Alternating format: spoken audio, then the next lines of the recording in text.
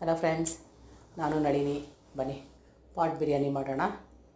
ಅದಕ್ಕೆ ಬೇಕಾಗಿರೋ ಮಸಾಲೆ ನೋಡಿ. ಒಂದು 7-8 ಹಸಿಮೆಣ್ಸಿನ್ಕಾಯಿ, 3 ಇಂಚಷ್ಟು ಶುಂಠಿ, ಒಂದು ಇಡೀ ಬೆಳ್ಳುಳ್ಳಿ, 2 ಈರುಳ್ಳಿ, ಒಂದು 4-5 ಒಣಮೆಣ್ಸಿನ್ಕಾಯಿ. ಇಷ್ಟನ್ನು ಒಂದು ಸ್ವಲ್ಪ ಎಣ್ಣೆ ಹಾಕಿ ಫ್ರೈ ಮಾಡ್ಕೊಳ್ಳೋಣ. ಬ್ರೌನ್ ಕಲರ್ ಬರೋವರೆಗೂ ಎಣ್ಣೆ ಹಾಕ್ಕೊಂಡು ಸ್ವಲ್ಪ ಕೊತ್ತಂಬರಿ ಸೊಪ್ಪು ಹಾಕಿ ಇದು ಮಿಕ್ಸಿಯಲ್ಲಿ ಹಾಕಿ ಪೇಸ್ಟ್ ಮಾಡಿ ಇಟ್ಕೊಂಡ್ಬಿಡೋಣ. ನೋಡಿ, ಇಷ್ಟನ್ನು ಮಸಾಲೆನ ಸ್ವಲ್ಪ ಧನಿಯಾ ಪುಡಿ ಹಾಕೋಣ. ಇದಕ್ಕೀಗ ಧನಿಯಾ ಪುಡಿ ಹಾಕಿ ಮಿಕ್ಸಿಯಲ್ಲಿ ನುಣ್ಣಗೆ ಪೇಸ್ಟ್ ಮಾಡಿ ಇಟ್ಕೊಂಡ್ಬಿಡೋಣ. ಇನ್ನೊಂದು ಕಡಾಯಲ್ಲಿ ಈರುಳ್ಳಿ, ಬೆಳ್ಳುಳ್ಳಿ, ಚಕ್ಕೆ, ಲವಂಗ, ಪಲಾವ್ ಎಲೆ, ಮರಾಠಿ ಮೊಗ್ಗು, ಅನಾನಸ್ ಹೂವು, ಏಲಕ್ಕಿ ಇಷ್ಟು ಒಗ್ಗರಣೆ ಕೊಡೋಣ. ಇದಕ್ಕೆ ಸ್ವಲ್ಪ ಧನಿಯಾ ಪುಡಿ ಹಾಕ್ಕೊಂಡು ಪೇಸ್ಟ್ ಮಾಡಿ 2 ಸ್ಪೂನ್ ಧನಿಯಾ ಪುಡಿ ಹಾಕಿದ್ದೀನಿ ನೋಡಿ.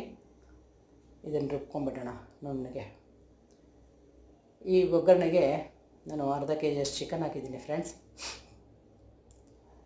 ಚಿಕನ್ ಒಗ್ಗರಣೆ ಚೆನ್ನಾಗಿ ಬೆಂದಮೇಲೆ ಈ ರುಬ್ಬಿರೋ ಪೇಸ್ಟ್ ಹಾಕ್ಕೊಂಡ್ಬಿಡೋಣ. ನೋಡಿ, ಮಸಾಲೆ ಹಾಕಿ ಒಂದು ವಿಸಿಲ್ ಬೇಯಿಸ್ಕೊಂಡಿರೋದನ್ನು 1-2 ಪೀಸು ಈ ಪಾಟ್ ಒಳಗಡೆ ಹಾಕ್ತೀನಿ. ಒಗ್ಗರಣೆ ಹಾಕ್ಬಿಟ್ಟು 1 ಸ್ಪೂನ್ ಎಣ್ಣೆ ಹಾಕ್ತಾಯಿದ್ದೀನಿ. ಸ್ವಲ್ಪ ಕೊತ್ತಂಬರಿ ಸೊಪ್ಪು ಹಾಕ್ತೀನಿ ಇದಕ್ಕೆ ಚಿಕನ್ ಪೀಸ್ 1-2 ಬೆಂದಿರೋದು. ಆದರೆ ಈ ಪಾಟಲ್ಲಿ ಪೀಸ್ ಬೇಯೋದಿಲ್ವಲ್ಲ, ಪೀಸ್ ಮಾತ್ರ ಹಾಕ್ಬಿಟ್ಟು 1-2 ಪೀಸ್ ಹಾಕಿ ನಾನೊಂದು ಕಪ್ಪಷ್ಟು ಬಾಸ್ಮತಿ ರೈಸ್ ತೊಗೊಂಡಿದ್ದೀನಿ. ತೊಳೆದಿರೋ ಬಾಸ್ಮತಿ ರೈಸ್ ನೋಡಿ, 1 ಕಪ್ಪಷ್ಟು ಬಾಸ್ಮತಿ ರೈಸು.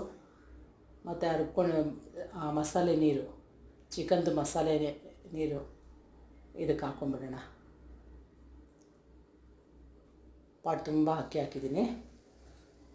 ತುಂಬ ಇಲ್ಲ ನೋಡಿ, ಅಷ್ಟೇ ಬರೋದು. ಇದಕ್ಕೆ ಮಸಾಲೆ ನೀರು ಹಾಕ್ತೀನಿ.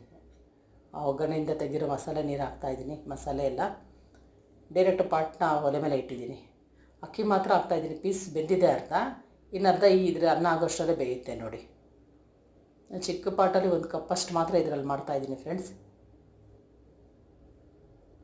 ಸಣ್ಣ ಉರಿಯಲ್ಲಿ ಇಟ್ಟಿದ್ದೀನಿ ನೋಡಿ, ಬೇಯ್ತಾ ಇದೆ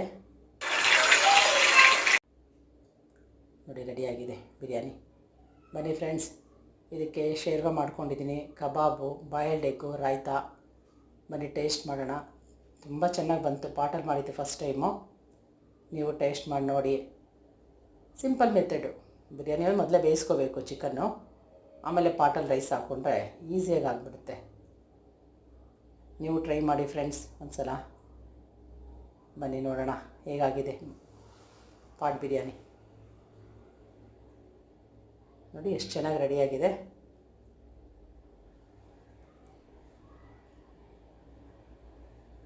ನೋಡಿದ್ರಾ? ನೋಡೋಕ್ಕೆ ಎಷ್ಟು ಚೆನ್ನಾಗಿದೆ.